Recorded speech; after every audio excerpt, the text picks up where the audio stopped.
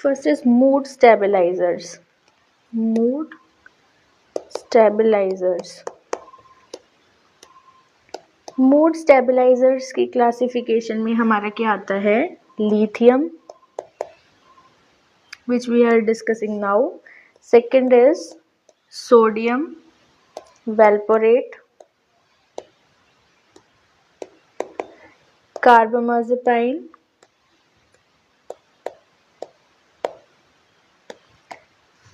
these are the classification that included in the mood stabilizers. First हम discuss करेंगे lithium को, जो हमारा मेन टॉपिक है। और कोई भी ऐसा एग्जाम नहीं गया जिसमें लिथियम के बारे में नहीं पूछा गया, और नोट सेट में पूछा जाता है, DSSB में, CH में, हर जगह ये इम्पोर्टेंट टॉपिक है। तो इसके बारे में हम लोग अब डिस्कस करेंगे। First is indication of lithium. Indication of lithium, first is acute mania,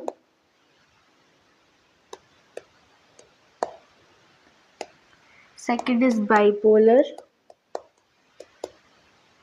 अब देखो बाइपोलर का मतलब क्या होता है, हम ये डिस्कस करेंगे। अब बाई मीन्स टू, जिसके अंदर हमें क्या क्या देखने को मिलेगा, हमें मेनिया भी देखने को मिलेगा और डिप्रेशन भी देखने को मिलेगा। एक ऐसी कंडीशन जिसमें कुछ टाइम पीरियड के लिए तो पेशेंट कैसे स्टेट में होता है, मेनिया की स्टेट में, और कुछ होता है डिप्रेसिव स्टेट में। अगर एक ही पेशेंट में ये दोनों कंडीशन पाई जाए तो उस चीज को हम बोलते हैं बाइपोलर डिसऑर्डर। नेक्स्ट एक वर्ड आता है हमारे पास, that is साइक्लोथीमिया।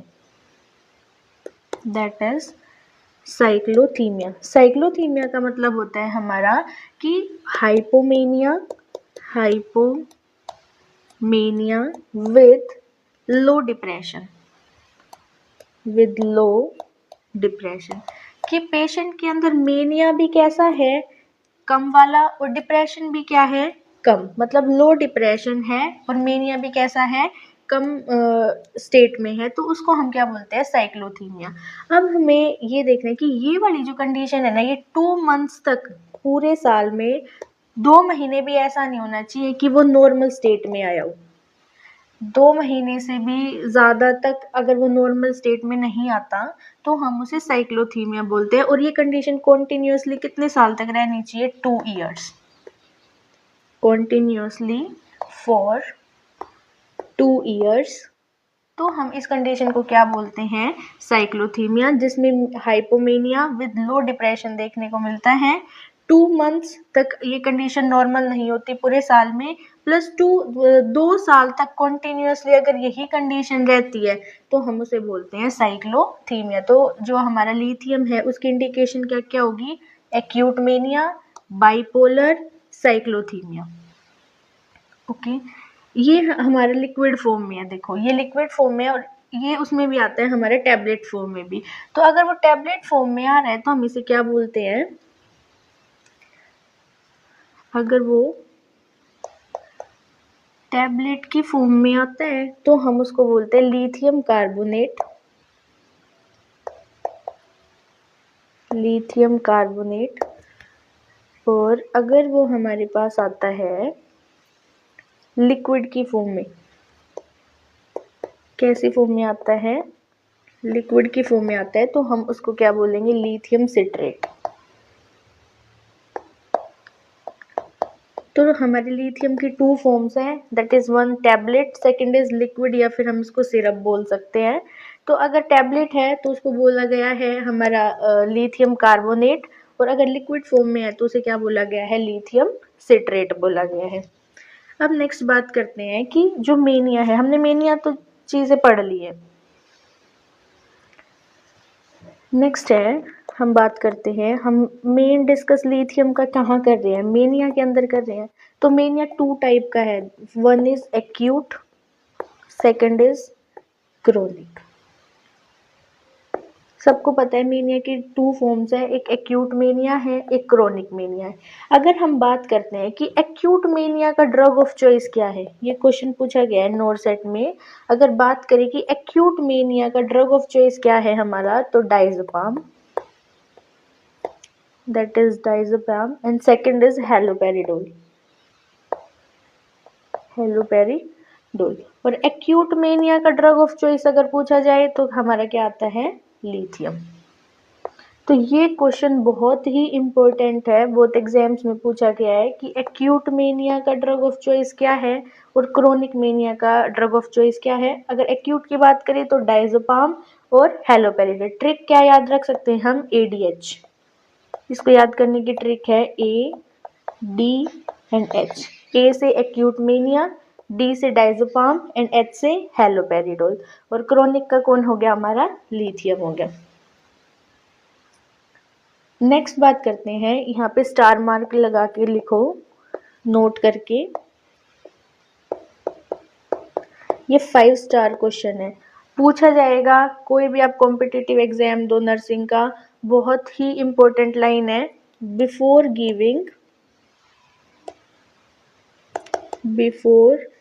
lithium what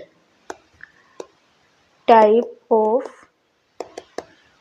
test should be done। Lithium देने से पहले हमारे पास क्या क्या टेस्ट हम पेशेंट का करेंगे, वो लिखो। RFT number one is RFT। Number 2 is thyroid function test।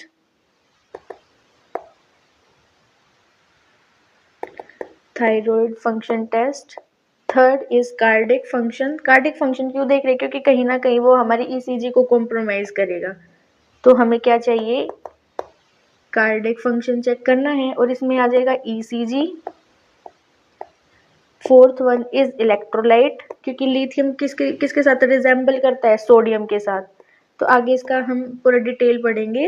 Electrolyte, हमारे को लिथियम देने से पहले कुछ एक टेस्ट परफॉर्म करने हैं पेशेंट के अंदर, ताकि हम ये पता कर सके कि अगर हमने लिथियम दिया तो उसका क्या क्या इफेक्ट आ सकता है, क्या क्या साइड इफेक्ट होगा, क्या टॉक्सिसिटी तो नहीं हो जाएगी। तो इन सब को हम अगर साइड करना चाहेंगे तो हमारे पास क्या क्या होना चाहिए पेशेंट के बारे में, उसका RFT होना चाहिए, उसका thyroid function test, cardiac function test and last one is electrolyte.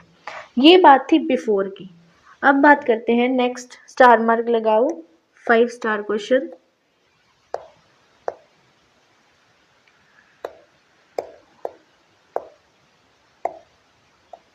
Five star question लगाओ।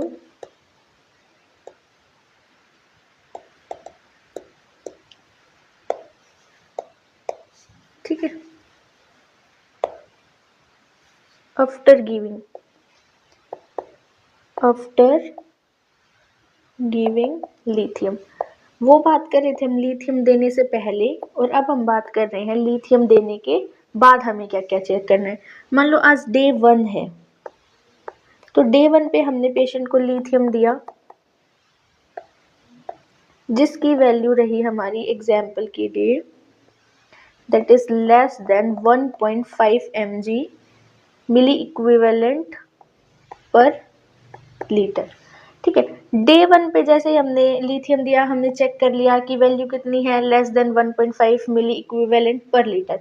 अब हमें पेशेंट को डे 2 पे नहीं करना, डे 3 पे नहीं करना, 4 पे नहीं करना, 5 पे नहीं करना, हम 6th डे पे अगेन लिथियम टेस्ट करेंगे, ब्लड में लिथियम का लेवल चेक करेंगे।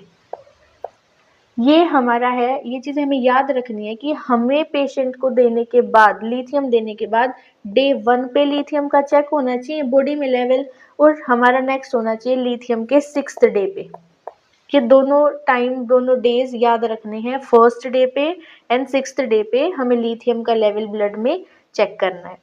ये नेक्स्ट बात करते हैं हम, इसकी रेंज, जो थेरेपेटिक रेंज है वो बात करते हैं। Number 1 is prophylactic value. Prophylactic मतलब प्रिवेंशन वैल्यू। रेंज हमारी होगी that is 0.4 to 0.8 milli equivalent per litre. यहीं पे सेकंड देखते हैं maintenance value. Maintenance value that is 0.6 to 1.2 milli equivalent per litre. Next बात करते हैं, अगर हमें एक्यूट मेनिया में ये देना है तो तब हमारी थेरेपेटिक वैल्यू क्या होगी, that is 1 to 1.5 milli equivalent per litre. अगर इस वैल्यू से ज़्यादा हमारी वैल्यू गई, that is more than 1.5 milli equivalent per litre से अगर ज़्यादा वैल्यू हुई, that will convert into the toxicity. इसको हम किस में कंसीडर करेंगे कि बॉडी के अंदर क्या हो गया है, लिथियम की टॉक्सिसिटी हो गई है। अब टॉक्सिसिटी को भी फर्दर क्या किया गया है, क्लासिफाई किया गया है, toxicity range of lithium.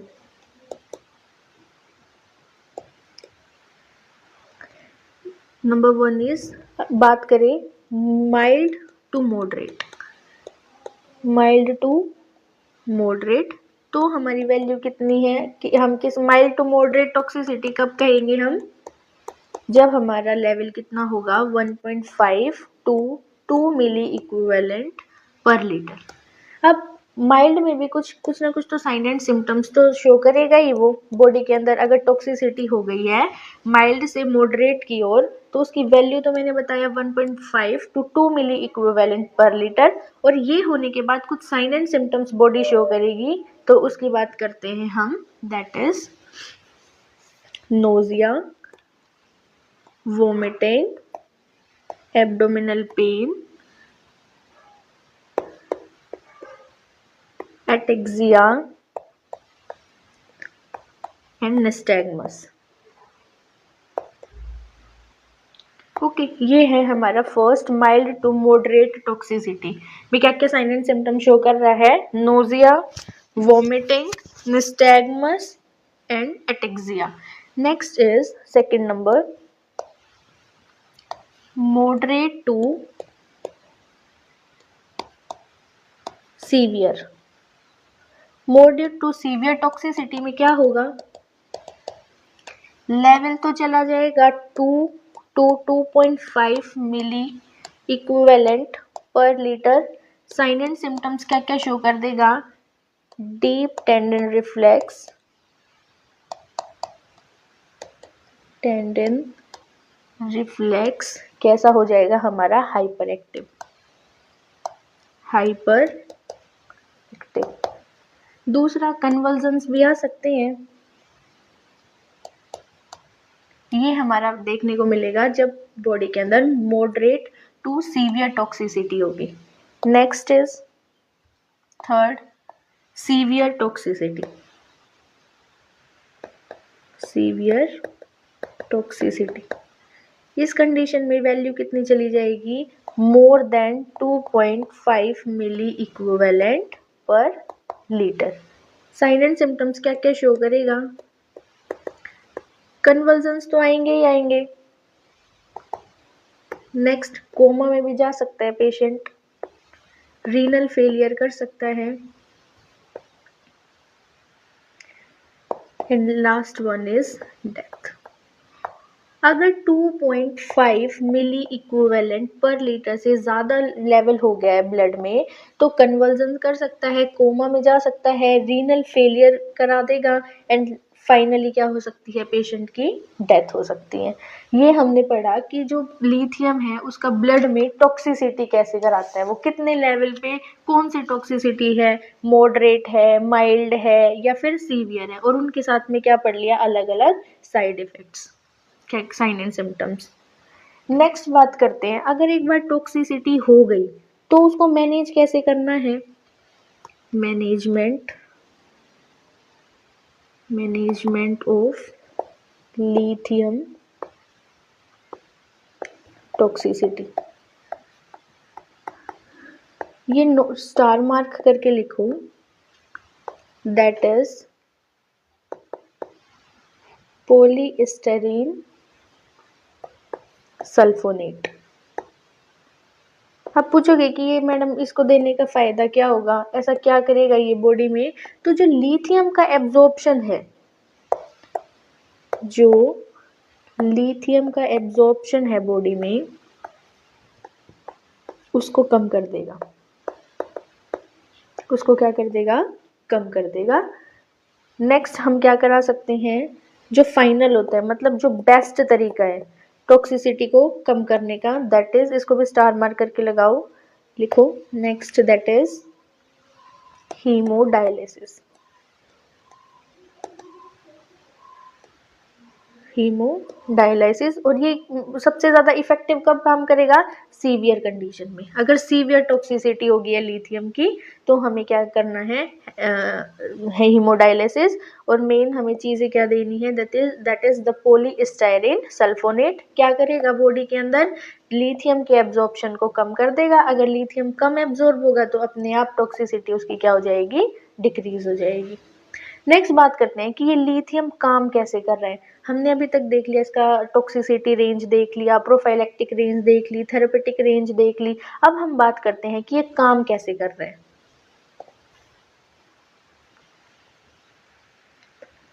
Mode of action देखते हैं इसका, mode of action of lithium.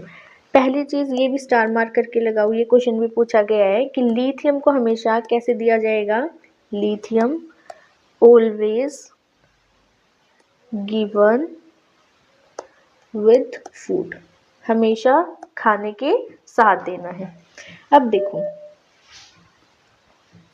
Next है हमारे पास, ये हो गया हमारा प्री साइनेप्टिक, ये है हमारा पोस्ट साइनेप्टिक। तो यहाँ पर जो हमारा क्लेफ्ट है, साइनेप्स है जो हमारा,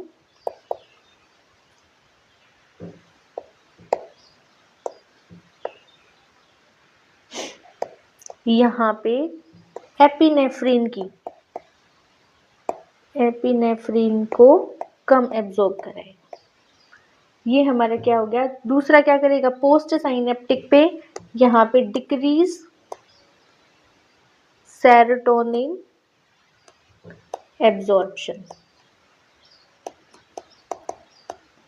साइनेप्सिस पे तो जो एपिनेफ्रीन है उसके लेवल को कम कर देगा, पोस्ट साइनेप्टिक पे जो सेरोटोनिन है उसके एब्जॉर्प्शन को डिक्रीज कर देगा। ये हमारा क्या है, लिथियम का मोड ऑफ एक्शन।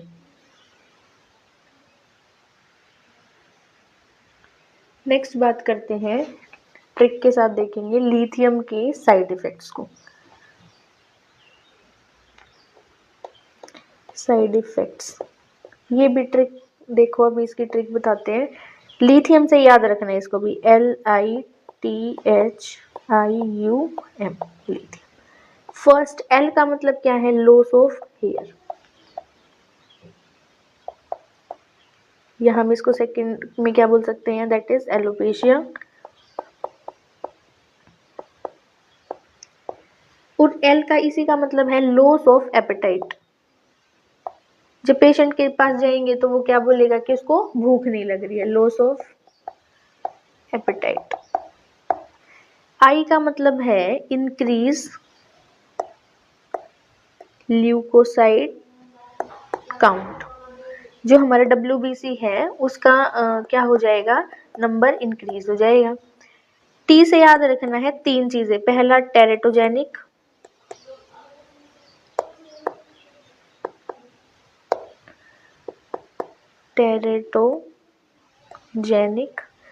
यानी कि फीटस में कुछ ना कुछ इफेक्ट करेगा।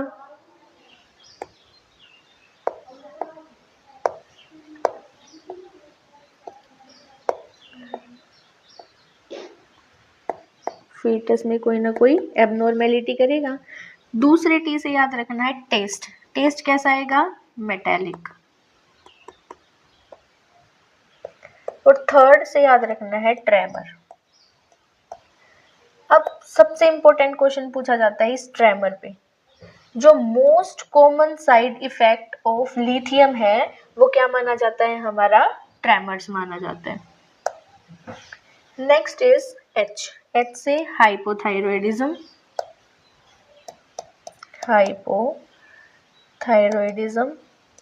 कोज करता है।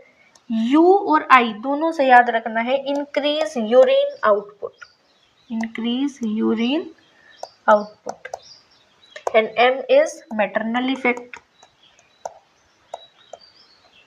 Maternal effect. इसमें हमें याद रखना है, बहुत इंपॉर्टेंट वर्ड है, that is Ebstein anomaly. Ebstein anomaly में क्या होता है, हमारा जो ट्राइकस्पिड वॉल है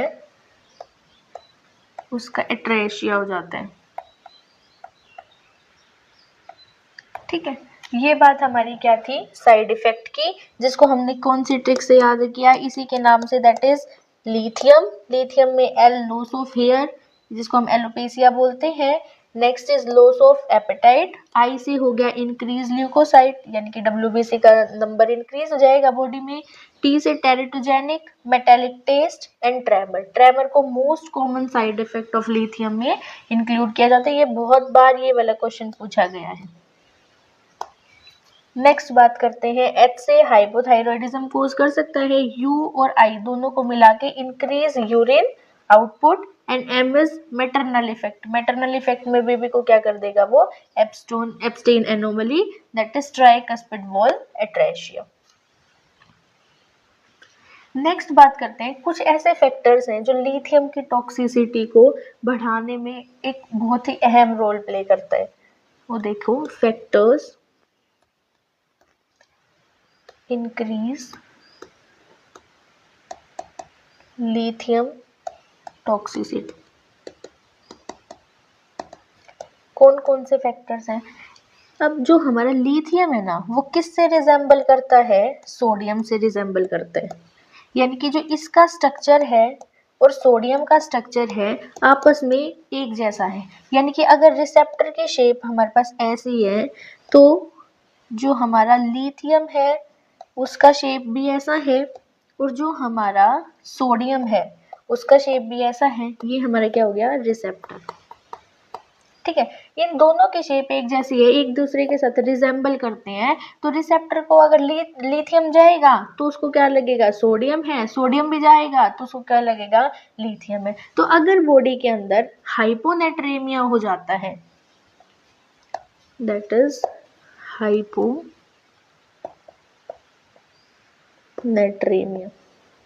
हाइपोनेट्रेमिया में क्या, कि बॉडी के अंदर लिथियम को क्या समझेगा कि वो सोडियम है। तो लिथियम को, सोडियम तो हमारे पास कम हो गया, तो ये तो एब्जॉर्ब नहीं हो रहा। इसके जैसा लिथियम का स्ट्रक्चर है, तो बॉडी के अंदर इसका एब्जॉर्प्शन बढ़ता जाएगा, and that will leads to the lithium toxicity.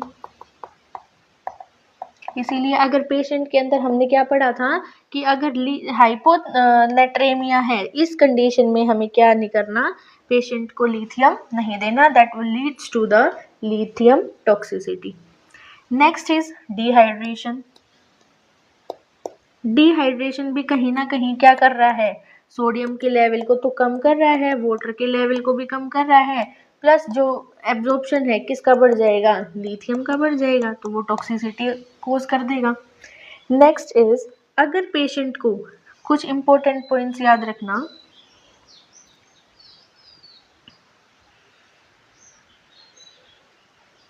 बात करते हैं, इंपॉर्टेंट पॉइंट लगा के लिखो, इंपॉर्टेंट पॉइंट। अगर किसी पेशेंट को डायूरेटिक थेरेपी चल रही है, डायूरेटिक थेरेपी, डायूरेटिक चल रही है, तो ऑब्वियस सी बात है, उसका जो यूरिन आउटपुट होगा ऑलरेडी बढ़ा हुआ होगा।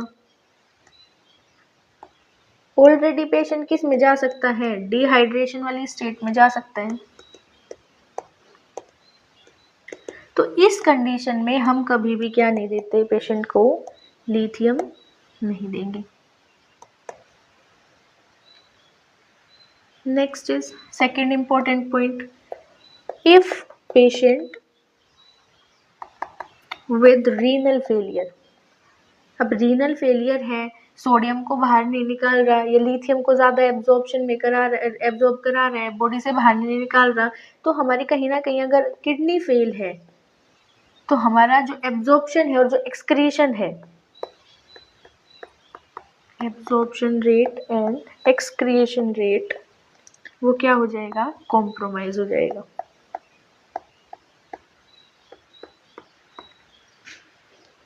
इस कंडीशन में हमें क्या करना है, जो हमारा थेरेपेटिक इंडेक्स है,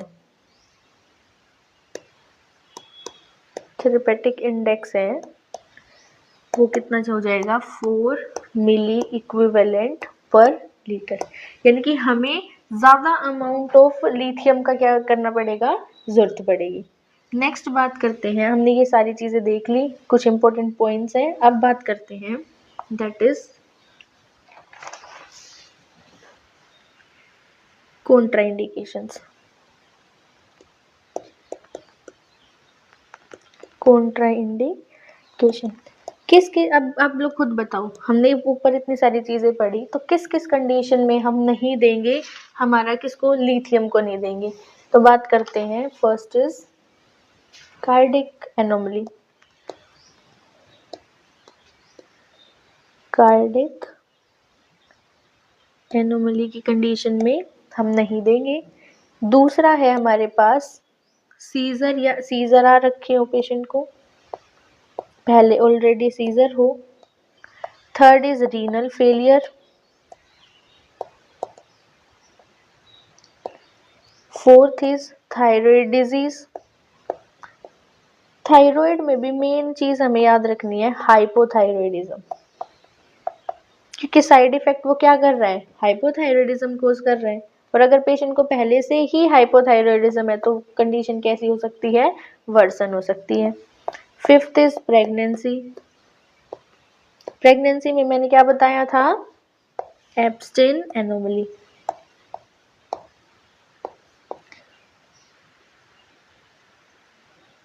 and last one is lactation.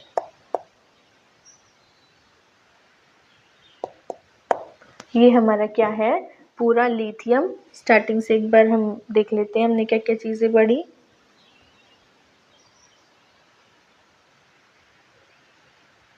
Lithium किस क्लासिफिकेशन में आता है, मूड स्टेबलाइजर की। Example lithium sodium valproate carbamazepine. Indication देख लिए हमने, एक्यूट मेनिया में, साइक्लोथेमिया में, बाइपोलर में। हमने देखा कि एक टैबलेट फॉर्म में भी आता है और दूसरा लिक्विड फॉर्म में भी आता है। लिक्विड में हम सिट्रेट के नाम से जानते हैं और टैबलेट में हम सोडियम लिथियम कार्बोनेट के नाम से जानते हैं। लिक्विड में हमारा सोडियम लिथियम सिट्रेट हो गया और लिक्विड टैबलेट फॉर्म में हमारा लिथियम कार्बोनेट हो गया।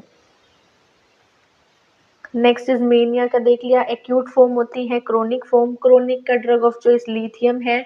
और एक ट्रिक बताई है मैंने, एडीएच। एक्यूट मेनिया का ड्रग ऑफ चॉइस कौन है, diazepam. And second one is haloperidol. Lithium को देने से पहले क्या क्या टेस्ट करना है, RFT, thyroid function test, cardiac function test and electrolytes. Electrolyte में मेनली कौन है हमारा, सोडियम। पेशेंट को क्या नहीं होना चाहिए, हाइपोनेट्रीमिया। नेक्स्ट हमने देखा कि बाद में देने के बाद क्या क्या चेक करना है, तो लिथियम का लेवल चेक करना है बॉडी में। एक हम फर्स्ट डे पे चेक करेंगे, एक हम 6th डे पे चेक करेंगे। प्रोफाइलेक्टिक रेंज हमारी कितनी है, 0.4 टू 0.8। मेंटेनेंस है हमारा 0.6 to 0.2 milli equivalent per litre. Acute mania में ये रेंज कितनी है, 1 टू 1.5। और अगर ये रेंज मोर देन 1.5 मिली इक्विवेलेंट हो जाती है तो हम इसको कंसीडर करते हैं टॉक्सिसिटी के अंदर। नेक्स्ट हमने देखा था कि टॉक्सिसिटी की रेंज कितनी है, mild to moderate, 1.5 to 2 milliequivalent. Sign and symptoms क्या शो करेगा, nausea, vomiting, abdomen pain, ataxia and nystagmus. Moderate to severe toxicity कितना होगा, 2 टू 2.5। और साइन एंड सिम्टम्स क्या शो करेगा, hyper active deep tendon reflexes. और अगर ये कंडीशन 2.5 से भी ज़्यादा बढ़ जाती है तो हम इसको कंसीडर करते हैं सीवियर टॉक्सिसिटी में, जहाँ पे पेशेंट की डेथ भी हो सकती है। नेक्स्ट हमने देखा मैनेजमेंट कैसे कर सकते हैं, तो पॉलीस्टायरीन सल्फोनेट दे देंगे जो लिथियम के एब्जॉर्प्शन को कम करता है। और बेस्ट मेथड क्या है, हीमोडायलिसिस। मेनली हम किस कंडीशन में करते हैं, that is severe lithium toxicity के अंदर। फिर हमने देखा कि मोड ऑफ एक्शन क्या है, तो हमेशा एक चीज़ याद रखने की, लिथियम को कभी भी खाली पेट नहीं देना, विद फूड देना है।